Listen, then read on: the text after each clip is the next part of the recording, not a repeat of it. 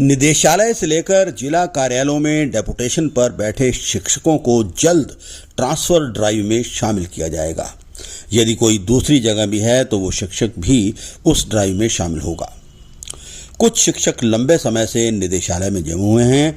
अब सरकार ने फैसला लिया है कि ट्रांसफर ड्राइव में सभी को शामिल किया जाएगा। ये शिक्षक प्रशासनिक काम कर रहे हैं।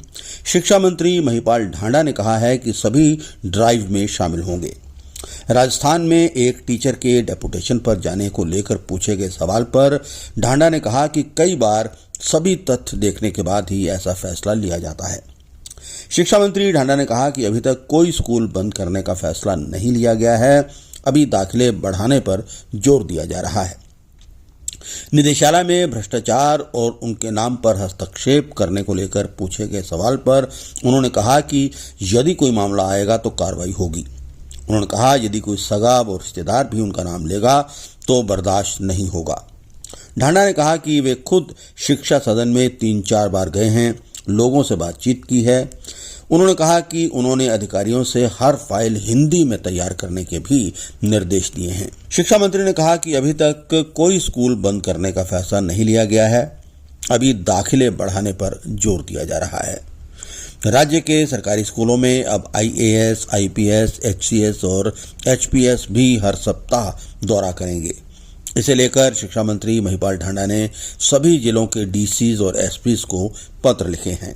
हालांकि जब उनसे इन दौरों की अनिवार्यता को लेकर पूछा गया तो मंत्री ने कहा कि उन्होंने सहयोग की अपील की है। पहले बोल रखे हैं, चिट्ठी भी जारी कर देंगे, सारा पत्राचार हिंदी में होगा, अंग्रेजी से पीछे नहीं हटता। मैं निवेदन कर रहा हूँ कि